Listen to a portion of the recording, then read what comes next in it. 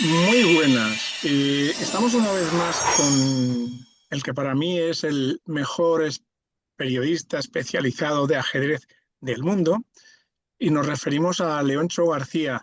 Muy buenas tardes, Leoncho, ¿qué tal? ¿Qué tal, José Manuel? Siempre encantado de estar con vosotros. Muy bien. El motivo principal de encontrarnos hoy con Leoncho es porque acaba de terminar el Campeonato Mundial Femenino por equipos que se ha celebrado en Linares, en Jaén, en esa ciudad mágica. Bueno, Leoncho, empezaríamos por lo que es el sitio en sí donde se ha disputado. Eh, ¿Crees que Linares es una ciudad que va a volver otra vez a lo que fue antaño y que la organización que ha tenido sobre este mundial da fe de ello? Bueno, me parece un acierto que empieces así esta conversación porque obviamente llevo a Linares en mi corazón, como mucha gente del ajedrez, ¿no? Esa ciudad llegó a ser casi como mi segunda casa años ha. Para quien no lo sepa, conviene explicar, porque esta es una pregunta que me hacen con mucha frecuencia. ¿Por qué desapareció el torneo de Linares? Bueno, básicamente porque en Linares la crisis económica mundial de 2008 fue doble, porque conllevó el cierre de la fábrica Santana Motor, que era como el pulmón económico no solo de Linares, sino de toda la comarca. Las consecuencias fueron terribles. Voy a decir solo una que me ahorra muchos comentarios. El desempleo llegó a superar el 50% de la población en edad laboral, ¿no? Imagínense lo que supone eso para una ciudad. Sin embargo, el ajedrez nunca ha desaparecido de Linares. La diferencia básica es que antes el ajedrez era una inversión que daba a la ciudad un prestigio en todo el mundo y ahora es una fuente de ingresos, porque a partir de la desaparición del torneo magistral Ciudad de Linares, al que ya bautizamos como el Wimbledon del ajedrez, Linares se mantuvo como sede, sobre todo, de campeonatos de España de diversas categorías prácticamente cada año, que dejan dinero en la ciudad, porque gran parte, la gran mayoría, de hecho, de los participantes en campeonatos de España tienen que pagarse sus gastos y, por tanto, eso deja dinero en la ciudad en lugar de costar dinero en la ciudad. Ahora parece que la situación empieza poco a poco a revertirse. No es que se vaya a crear algo equiparable a Santana Motor, pero sí hay una cierta inversión industrial en la ciudad que poco a poco se va recuperando y me parece pues un acierto y una alegría que haya sido la sede de este Campeonato del Mundo Femenino por Naciones, que vuelve a, digamos, a dar prestigio a lo que fue el Wimbledon del ajedrez. A mí me gustó siempre esta idea de que una ciudad pequeña, de unos 50 o 60 mil habitantes, se convirtiera en una especie de catedral del mundo del ajedrez y por tanto creo que solo eso ya es muy positivo, ¿no? Y el local de juego es el Hotel Aníbal, ¿no? Sí, el Hotel Aníbal que ahora ya empieza a estar reformado, y bueno, es un hotel que cuando entras allí sientes el peso de la historia. O sea, en las paredes están los ganadores de cada uno de los torneos ciudadanos y, por ejemplo, si te vas a la habitación 103, allí al lado de la puerta a la izquierda hay una placa donde dice en esta habitación se alojaba cada año el campeón del mundo de ajedrez Gary Kasparov, etcétera, etcétera, ¿no? Alguna vez que yo he ido en años recientes a Linares, el personal del hotel ha tenido la delicadeza de alojarme en esa habitación, en la Sí. suite de Kasparov, y bueno, yo no creo en el misticismo, pero me atrevo a decir que es una experiencia casi mística pasar la noche donde Ostras. Kasparov pasó tantas noches y vivió tantas tensiones y logró, o era el preámbulo, esa habitación de tantos triunfos importantes, ¿no? Y bueno, el Hotel Aníbal de Linares, pues lógicamente es también una institución en sí misma, sí. Sí, además siendo Kasparov con el cual tienes una excelente relación. Y ahora vamos ya a lo que es en sí el campeonato. Es un campeonato que se ha disputado entre el día 17 y el día 24, aunque las rondas efectivas de juego han sido el 18 al 23, ¿no? Del martes 18 al 23. Y Sí. nos contamos con que además, bueno, la organización ha llevado, bueno, un equipo de, ¿cuántas han sido? 17 personas, las que han estado en en el trabajo directo de organización y atención a la prensa, creo que ha sido algo así, ¿no? Y Mm. además, bueno, pues como no podía ser menos en un torneo como este, han tenido seis árbitros, ¿verdad? Eh, lo primero que yo veo aquí es, aparte de la organización en sí, los días que se han disputado, que ya nos dirás si te parecen muchos o pocos, es el número de equipos que han participado. Yo creo que sí que es relevante el que todos los que nos están viendo y escuchando entiendan cuál es el motivo de que haya 12 equipos y no sean estos macro torneos, los cuales hay ciento y pico de equipos. Bueno, a ver, yo no soy un experto en cómo la FIDE elige la estructura de cada uno de los torneos, pero se me ocurren varias cosas que tienen conexión con lo que planteas. La primera de todas es que el Campeonato del Mundo por Naciones es una competición ya vieja, entre comillas, tiene ya muchos años si hablamos de la categoría absoluta, ¿no? Y entonces el criterio de eso, en principio, más o menos, el concepto era que los mejores equipos de cada continente se juntasen en un campeonato del mundo, más algún equipo invitado por razones especiales, el equipo anfitrión, el país anfitrión, mejor dicho, etcétera. Entonces yo creo que lo que hicieron después fue acomodar un formato parecido a ese a que fuera femenino. Bueno, en la discusión sobre si debe haber torneos femeninos o no, que es un tema que nos llevaría muy lejos, podríamos estar mucho tiempo discutiendo sobre eso. Resumiendo mucho, yo estoy a favor por lo que podríamos llamar discriminación positiva. Es decir, si en este momento en números redondos hay 10 veces más hombres que mujeres jugando al ajedrez, en un deporte donde la fuerza bruta no cuenta absolutamente para nada, la resistencia física sí, pero la fuerza no cuenta nada. Entonces, parece lógico que en esa situación haya algún tipo de discriminación positiva, porque mucho más allá de posibles discusiones científicas, biológicas sobre hormonas, diferencias Eso genéticas es. entre el cerebro masculino y el femenino, mucho antes de llegar a eso, tenemos que eliminar la etiqueta de masculinidad que tiene el ajedrez en gran parte del mundo, incluso en países muy desarrollados. Mientras no eliminemos esa etiqueta de masculinidad, es decir, el ajedrez es más bien para los hombres, regalarle una muñeca a un niño es casi tan raro como regalarle un juego de ajedrez a una niña todavía hoy, en 2025, en muchos países, mientras eso no desaparezca, la discusión científica es pues, académica más bien, ¿no? Es retórica casi. Por tanto, en principio a mí me parece bien que haya todo tipo de competiciones femeninas. Me parece bien que, por ejemplo, el año pasado, y no sé si el anterior también, no, creo que fue el año pasado, no, perdón, estamos en 2025 aún. En este 2025, el torneo Norway Chess de Stavanger, Noruega, adjudicó los mismos premios, la misma cantidad de dinero en premios al torneo femenino que al torneo absoluto. Claro, si uno se guía por el puesto en el ranking mundial que ocupan las mujeres, si no contamos a Yi Fan Hu, que está casi inactiva porque es catedrática en una universidad de Pekín, y contamos como jugadora femenina más activa a la campeona del mundo vigente, Ben Jun, entonces entre los 300 mejores del mundo solo hay una mujer, dos como mucho.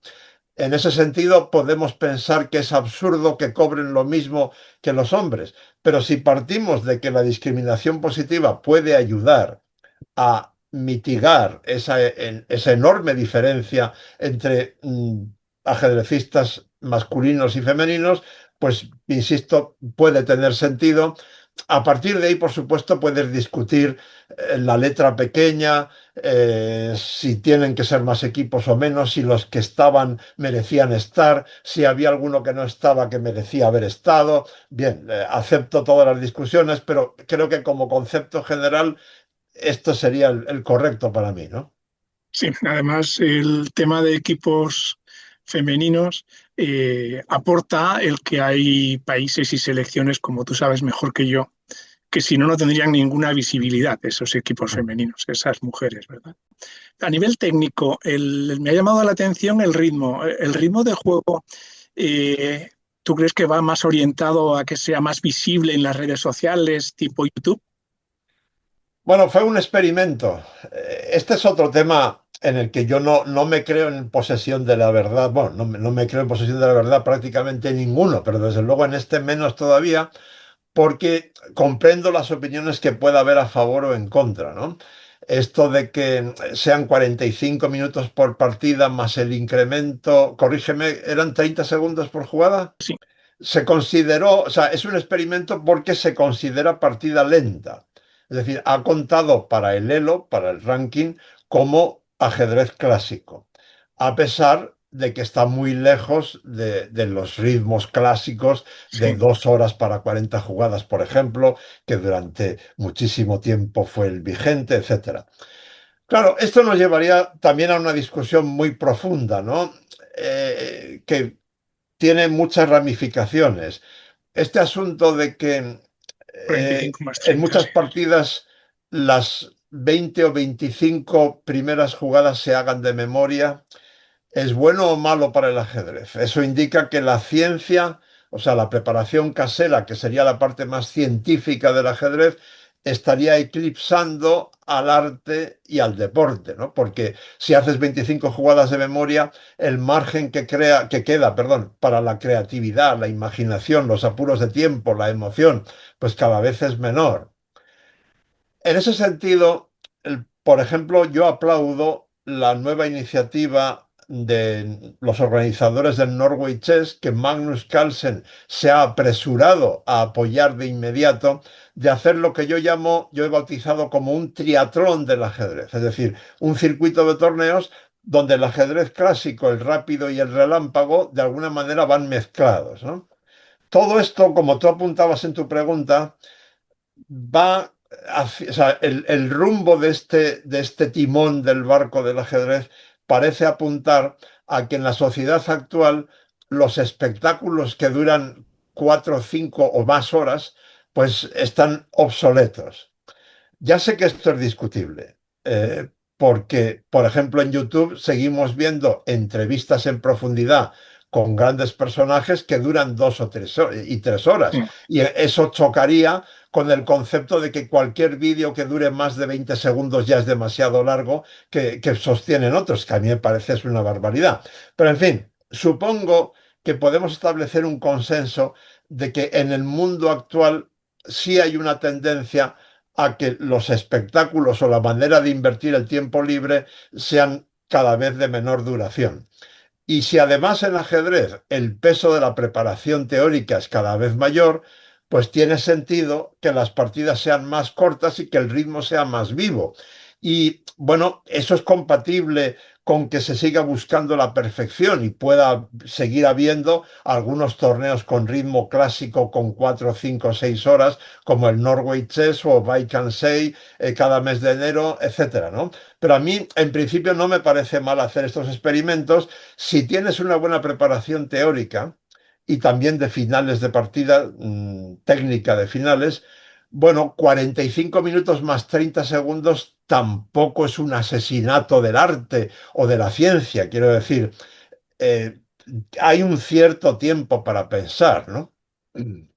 Ahora, antes de entrar en las rondas, como decíamos antes, y siguiendo a nivel técnico, el ranking, ¿no? No sé si lo tienes a mano.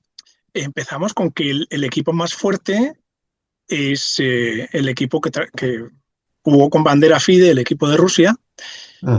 pero India yo pensaba que tendría un nivel más alto. Es que aquí no estaban las mejores porque está el anteúltimo, está el 11, ¿no? Es lo que más choca. China podría ser el primero, supongo, que por el nivel que tiene, pero no habrá traído todo el equipo. Bueno, eso nos puedes contar un poco tú, esto del ranking, estos equipos, si han venido los mejores. No, evidentemente no. Eso fue una pena porque las rusas, que con tal como estaban los órdenes de fuerzas de cada país, parecía muy claro. Yo normalmente no suelo ser amigo de pronósticos, pero en la ceremonia inaugural los periodistas que se te acercan siempre te preguntan, ¿cuál es tu pronóstico? Bueno, en este caso tuve que dar uno, porque me parecía evidente que iban a ganar las rusas, ¿no? Cualquier cosa que no fuera que ganasen las rusas hubiera sido las rusas con la bandera FIDE, que me imagino que luego hablaremos de eso, hubiera sido una sorpresa enorme que eso no ocurriera. No sé exactamente los motivos, porque a veces los países, especialmente estos países como India, China, suelen ser un tanto reacios a contarte lo que hay por detrás. Eh, Tengo la impresión de que había un cierto interés en esas federaciones en dar oportunidades a sus jóvenes valores, a jugadoras que normalmente no están en el, digamos, en la primera fila del escaparate. Claro, en el caso de China, por ejemplo, tienen a esta chica Miaoyi Lu, me parece que es el apellido, que es muy joven, es su nueva joven estrella. Claro, tiene sentido, desde cierto punto de vista, si yo fuera el director técnico de la Federación China, tiene sentido que ante un campeonato, aunque se llame Campeonato del Mundo, es una prueba menos importante que una Olimpiada de ajedrez, obviamente, entonces dar una oportunidad a esta chica porque, claro, si miramos el ranking, las cuatro primeras del mundo en este momento son chinas. Y creo recordar que la séptima también. Y luego tienen otras tres de las 20 o 25, hablo de memoria, Sí, pero sí, sí. no mucho más abajo tienen otras tres. Una de ellas es esta chica muy joven, Miaoyi Lu. Entonces, bueno, le veo cierto sentido a que manden a Linares a otros valores que normalmente no van a tener estas oportunidades de jugar grandes torneos porque eso les da una proyección internacional. Y en India más o menos lo mismo. No sé, desconozco si además de eso había cuestiones personales de que a unas jugadoras concretas les viniera mal venir a este torneo o no, pero básicamente es esto. Luego me sorprendió positivamente en este caso la presencia de Yifan Hu, que todo el Ujú. mundo dice Hu Yifan, pero Yifan es su nombre propio y Hu es su apellido, que es la ex campeona del mundo y la número uno indiscutible todavía, a pesar de que está casi retirada, porque es catedrática en la Universidad de Pekín. Pero parece que consiguió un periodo de vacaciones. He visto esta mañana que además está jugando el torneo abierto del Hotel Bali en Benidorm también. Hombre, Así que, bueno, eso me sorprendió muy positivamente porque yo siempre he considerado, y lo mantengo, que Yifan es la única mujer que ha tenido potencial para igualar o batir los récords históricos de Judith Polgar. Pero cuando tuvo que elegir, decidió que la carrera universitaria le interesaba más que el ajedrez, y entonces, bueno, eligió un camino, por supuesto, muy respetable. Pero, como tú bien dices, tanto en China como en India había ausencias muy importantes. De otro modo, la victoria de las rusas estaría muy cuestionada, ¿no? ujú. Sí, otra cosa que me ha chocado también de las participantes, Perú, que en el caso de los del equipo absoluto tiene jugadores y yo creo que hubiera estado más arriba quizás, ¿no? Pero en el femenino no termina, está aquí, está encajada, supongo que porque viene del continente por América, Mm. América del Sur, pero veo que tiene un elo muy bajo. Y Estados Unidos, sin embargo, está en la cuarta de la categoría, ¿no? Es sorprendente. Vamos a seguir avanzando, porque esto lo puede ver cualquiera, solo tienen que coger el ranking. El formato antes de entrar en los equipos y demás, el formato es un formato mixto, ¿no? En el cual hay dos grupos iniciales que se harán por sorteo, supongo yo, y luego una Mm. especie de copa, ¿no? ¿Cómo funciona esto? Sí, sí, bueno, es así. Hubo un sorteo del que yo fui testigo en la ceremonia inaugural y luego se cruzaban los cuatro primeros de cada grupo, sí, que entraban en cuartos de final. Ahí España falló porque tuvo su oportunidad de entrar en esos cuartos, pero varias jugadoras españolas rindieron claramente por debajo de su nivel, y eso impidió que España entrase en la fase final, pero sí es básicamente como tú dices. Ujú. Los equipos a destacar, habría que empezar por las que han ganado, ¿no? Por las rusas. ¿Qué destacarías tú de este equipo? Bueno, primero el hecho de que jugasen.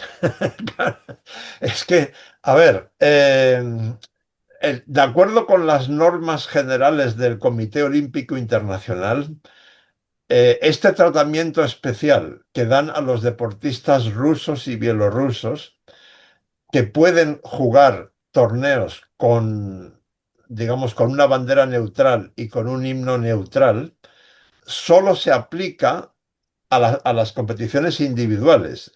En la Ujú. normativa del COI, si ustedes se molestan en buscarla, verán que excluye expresamente las competiciones por equipos. Entonces, cuando yo iba viajando hacia Linares, es lo primero que me llamó la atención y es lo primero que empecé a investigar nada más llegar, porque yo veía que ahí había una noticia, ¿no? Me parecía muy raro que la Federación Española y por extensión el Comité Superior de Deportes de España aceptasen eso en España, contraviniendo las normas del Comité Olímpico Internacional. Yo suponía que tenía que haber algún tipo de explicación y efectivamente la había. Pude acceder a una carta del Comité Olímpico Internacional dirigida a Arkady Borkovich, presidente de la Federación Internacional de Ajedrez, donde se le autoriza expresamente con dos motivos. Por una parte, argumentaba el COI que esta competición no era olímpica, aunque, aquí aclaro entre paréntesis, por si alguien no lo sabe, la FIDE es miembro, o sea, el ajedrez está reconocido como deporte por el COI y la FIDE es miembro del COI desde 1999, por propuesta del entonces presidente del COI, el español Juan Antonio Samaranch, que consiguió que se aprobase en la Asamblea General por aclamación. Por eso la FIDE tiene que acatar las normas del COI. Entonces, argumentaban por una parte que esta no es una competición olímpica y por otra que cada federación deportiva mundial tiene cierto grado de autonomía. Bueno, esto es un lenguaje diplomático, a veces un tanto etéreo o poco claro, porque, bueno, si la FIDE, si el ajedrez no es un deporte olímpico, pero está reconocido por el Comité Olímpico Internacional, lo lógico es que la FIDE tenga que seguir estrictamente las normas del Comité Olímpico Internacional.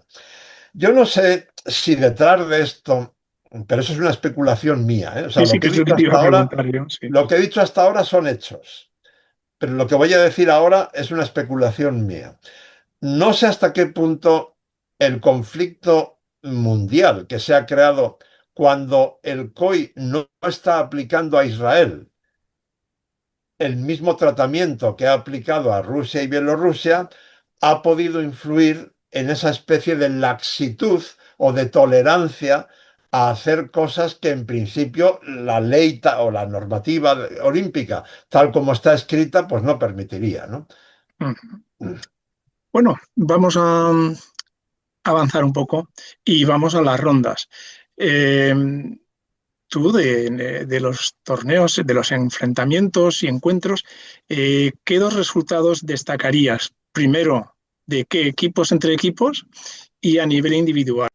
Bueno, a nivel individual ya lo destaqué en mis crónicas, el tercer tablero ruso, Shuvalova, me impresionó mucho. Yo la conocía poco, o sea, la conocía, por supuesto, sabía que era una jugadora fuerte, pero es que en este torneo se ha salido. Si tienes ahí los resultados a mano, puedes ilustrar lo que yo diga ahora. Pero vamos, es que tú, si no, corrígeme, yo creo que llevaba 9 de 9 O sea, ganó sus 9 primeras partidas Y y en la tablas en... última, cuando su victoria, digamos, no era decisiva ni mucho menos, lo que hizo fue asegurar el empate en un empate prácticamente sin lucha en la última ronda, Así es, y entonces hizo 9,5 de 10. eso es. Bueno, Así no es. hace falta que explique a nuestros espectadores que 9,5 de 10, aunque sus rivales no fueran, no sé, las 9 mejores del mundo, ni mucho menos, pero en fin, eran rivales de un nivel más que razonable como media, ¿no? Hacer 9,5 de 10 es algo muy impresionante. Así que a título individual yo creo que no hay ninguna discusión, ¿no? Y luego como equipo, pues España decepcionó. Se juntaron dos cosas. O sea, lo hicieron bien Sabrina Vega y Ana Mannache, al nivel, digamos, que cabe esperar de ellas, pero en el primer tablero, Sara Hadem, la jugadora española de origen iraní, que se asiló en España después de negarse a jugar con velo el Mundial de Rápidas de Kazajistán en 2022, todavía no se ha terminado de asentar en su vida personal, porque no solamente fue cambiar de país, de bandera, de vida, etcétera, sino que en ese momento, cuando llega a España, tenía un bebé de 10 meses. Y bueno, todavía sus padres, por algo que todavía no he conseguido entender, sus padres aún no han logrado el visado para poder residir en España, lo que permitiría que se ocupasen del niño cuando ella viaja, etcétera. Entonces, bueno, por todo esto, Sarah Hadem está, sus resultados actuales están muy por debajo de su talento. Ella en 2021, si mi memoria no me falla, era subcampeona del mundo de rápidas y relámpago y estaba entre las 20 mejores del mundo en ajedrez clásico. Eso da una idea inequívoca de su potencial, ¿no? Y a una edad todavía joven. Entonces, todavía no está en ese punto de forma, y por eso pues falló mucho, y eso perjudicó mucho a la selección española. Y luego la ausencia de Marta García por motivos personales no fue bien cubierta por las jugadoras que ocupaban esos tableros de abajo, y sumando una cosa con la otra, pues hizo que España lo hiciese. Hombre, ya sé que era difícil en todo caso entrar en cuartos de final porque había equipos muy fuertes, pero España tuvo su oportunidad, pero el rendimiento no fue el suficiente, ¿no? De hecho, estábamos en el ranking, es un ranking durillo y todo, ¿eh? Porque España era la Ujú. novena selección, ¿no? Eh, lo que sí que me ha llamado la atención también del equipo que estábamos nombrando anteriormente, que tiene, creo que son tres grandes maestros absolutos, no femeninos. A Rusia te refieres, ¿no? Sí, sí. Sí, sí, claro, Goriáchkina y Lagno como mínimo son grandes maestros, y Shuvalova, de la que hemos hablado largo y tendido, no estoy seguro. ¿Cómo es? Ah, Giria, Gira. Giria, sí, esa es la que jugaba en el cuarto tablero. Bueno, pues fíjate, a esas tres añádele a Shuvalova, que fue sin duda la mejor jugadora del torneo. Así que imagínate qué equipo tienen, ¿no? Sí, Vamos, sí. O sea, evidentemente, ese equipo solamente podía ser doblegado por el mejor equipo chino o el mejor equipo indio, pero como no estaban, pues ahí no hubo mucha discusión. El triunfo de Rusia fue bastante cómodo. antes de, es que acabas de darme pie a lo que vamos a hablar ahora, ¿no? Pero antes de hablar de ello, ¿querías hacer algún comentario especial sobre este campeonato del cual estamos terminando de hablar? Bueno, quedaría solo un matiz importante por señalar. Sé de buena fuente que si la FIDE ha quedado satisfecha de cómo se organizó el torneo, yo creo que sí, por lo que pude ver allí.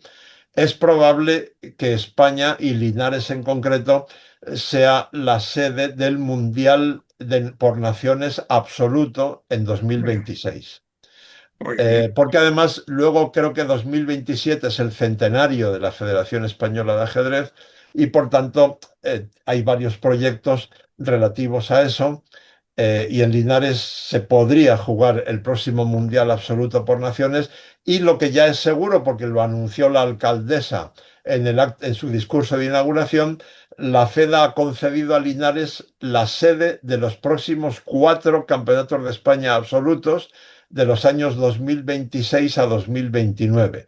Ahora, dentro de unos días, el de este año se juega en Marbella, pero los 4 siguientes están adjudicados a Linares. Eso me viene a decir que no ha importado el color político de quien estuviera en el ayuntamiento. No, parece que no, porque en los años de esplendor del Ciudad de Linares, la alcaldía estaba en manos socialistas y ahora está en manos del Partido Popular. Ujú. Eso es positivo, ¿verdad? Sin Que duda, no sin mezclen la duda. política con el deporte. Quería tu opinión si en el juego de las mujeres, ya que estamos hablando en el juego femenino y en el masculino, en las aperturas que se emplean habitualmente en los campeonatos, si hay diferencia, ¿no? Y por ahí va un poco el tema, ¿no? Bueno, yo creo que cada vez menos. Esa pregunta, o sea, mi respuesta, mejor dicho, hubiera sido muy distinta si me lo preguntas hace 30 años. Entonces sí que se veía una diferencia clara en el estilo de hombres y mujeres, ¿no? Las mujeres en general arriesgaban menos, eran más partidarias de aperturas más posicionales, más tranquilas, salvo, por supuesto, excepciones como Judith Polgar y otras, ¿no?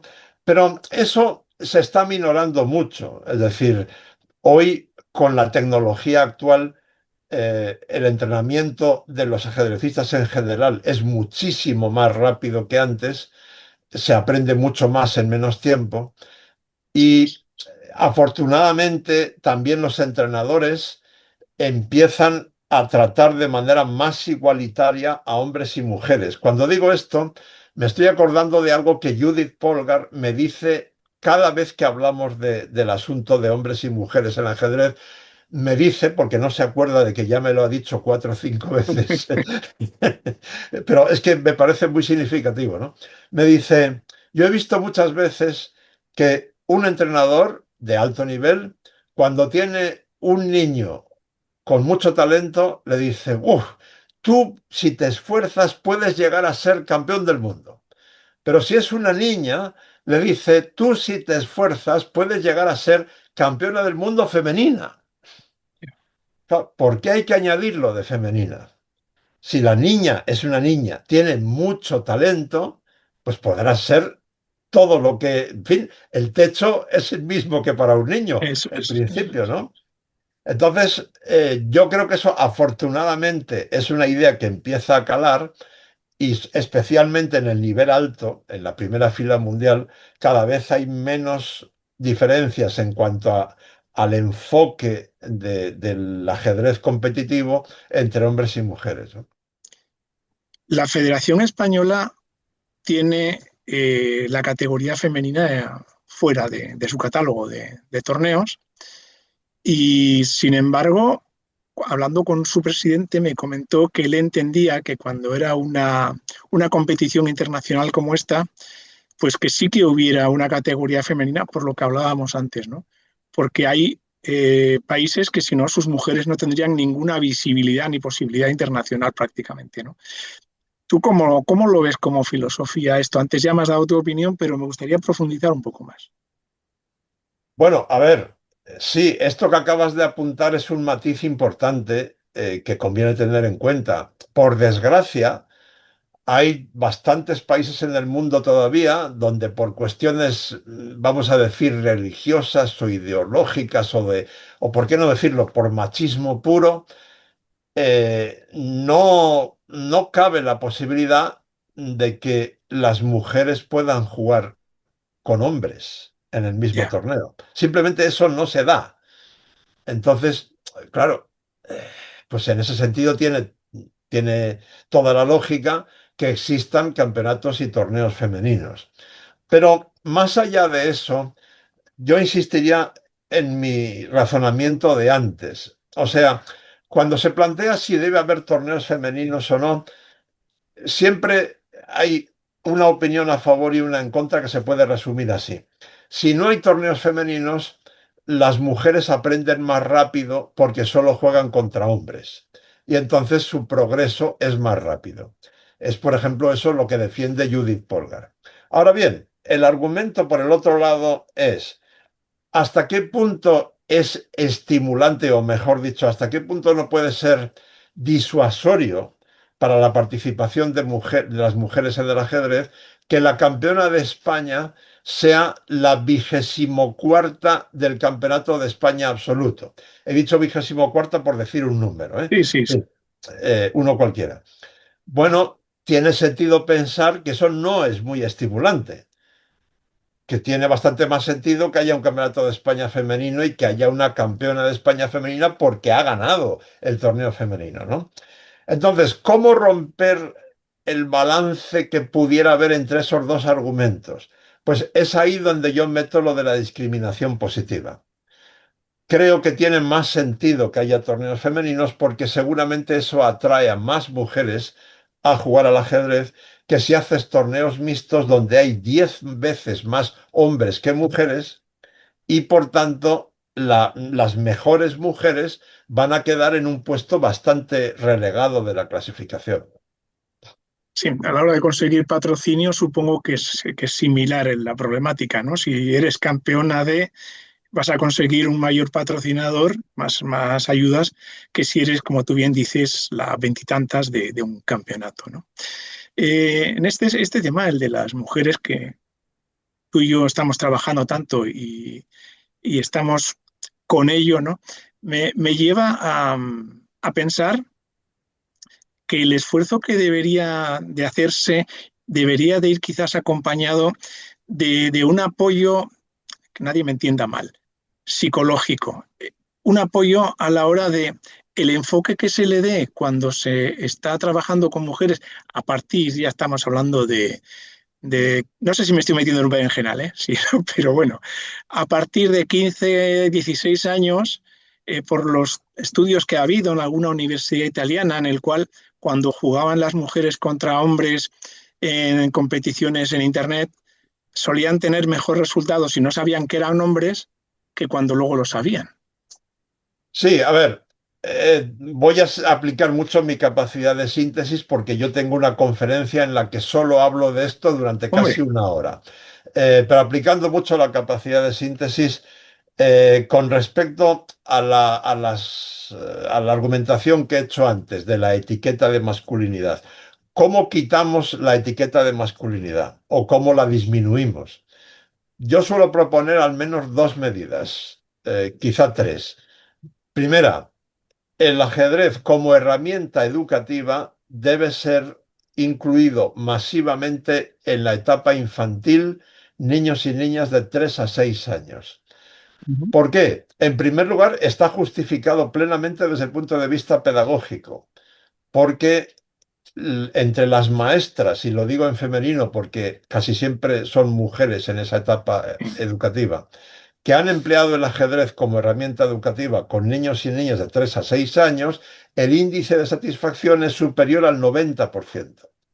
En cuanto a la eficacia del ajedrez, combinado con la música y la danza en un tablero eso. gigante de suelo, por ejemplo, para trabajar psicomotricidad o lateralidad o memoria, concentración, geometría elemental, respeto por las normas, respeto por el compañero, control del primer impulso, etcétera. Segundo, y más importante quizá, para esas niñas de 3 a 6 años, la etiqueta de masculinidad desaparece de cuajo porque el ajedrez pasa a ser para ellas algo cotidiano y completamente normal.